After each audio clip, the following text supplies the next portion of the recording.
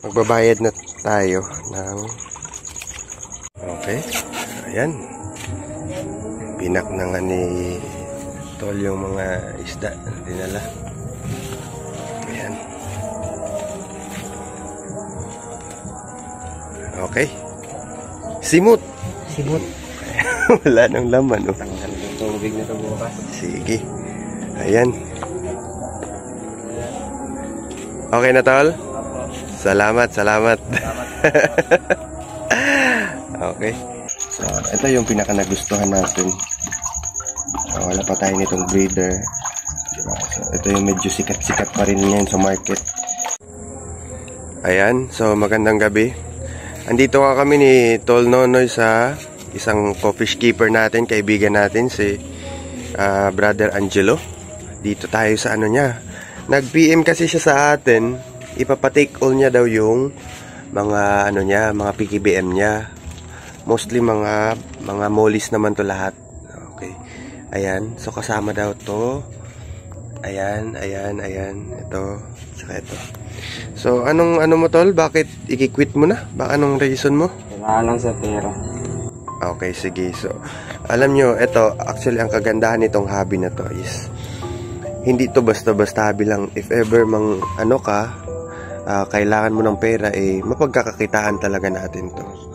Ayan, so yun nga lang, minsan pag ganitong sistema, pag quitting, mura talaga ang bentahan. Pero yun, mas mabilis madidispose. Okay, so ayan si Brother Angelo. Okay. Nagsimula, kailang piraso lang nito, Tol? 4. Okay, 4 lang daw. Andito pa yung mga breeder mo niyan. Isa na lang yun, sir. Isa na lang.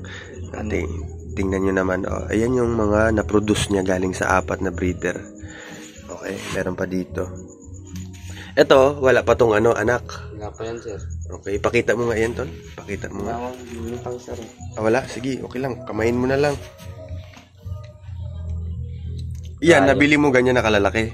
Hindi, sir. Mga juby size. Oh. Ayan, di ba yung mga red eye na ano? Ito yung tawag na ano daw, golden blue tail. Sama niya na yan. Okay. Kasi, kailangan niya daw ng ekstrang pera. Okay. So, sure ka na ba niyan, brother? I-quit mo na. Benta mo na. Sige. So, bilang tulong, although marami tayong mga isda, no? Pero, siyempre, hindi rin naman to masasayang, maibibenta rin naman natin. Okay? Ayan na, naka-ready na nga si Tol Nonoy, oh. Dala-dala na yung net tsaka yung plastic. Sige. Okay, pag-usapan namin yung price, kung ilan, at update namin kayo. Okay, bali, nagkasundo nga kami sa 1.5 niya na presyo. Actually, medyo konti, pero tulong na lang din natin yun sa kanya. Mas marami yung maliliit. Actually, maliit lang yung ano niya dito, no? Maliit lang yung backyard niya. Pero yan, sabi ko nga, basta fish keeper ka, kahit gaano kaliit yung space mo, magagawan mo yan ng paraan. Ayan na nga, at nag-start na kami mag-packing. Ito, inuna natin yung ano, yung CBT niya, yung trio. Okay. Magaganda, no? Gawin natin tong breeder. Huli na nito yung mga juby size dito.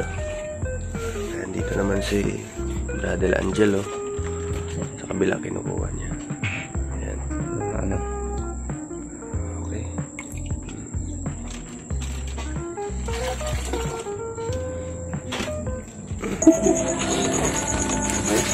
So, bali nga, pinaubos nga ni Tol Angelo yung mga isda niya for now. Kasi ano siya, rider pala siya ng JNT. Tapos wala siyang maayos na cellphone na magamit.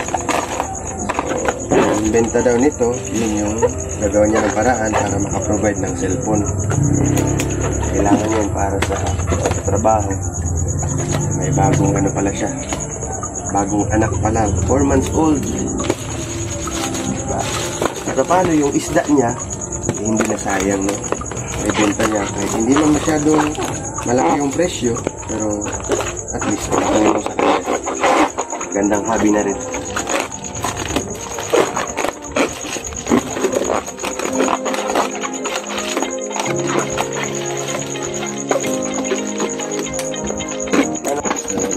din tayo sa iyo.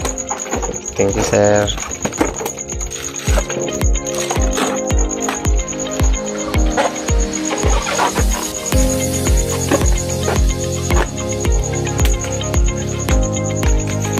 Ayan, isa na naman pong kaibigan natin, isa pong co-fish keeper natin, local breeder po, yung natulungan natin. Bilhin yung mga pinatake all niya po ng mga isda. So, proud ako sa'yo, tol. Keep it up. Good work. God bless sa'yo at sa family mo.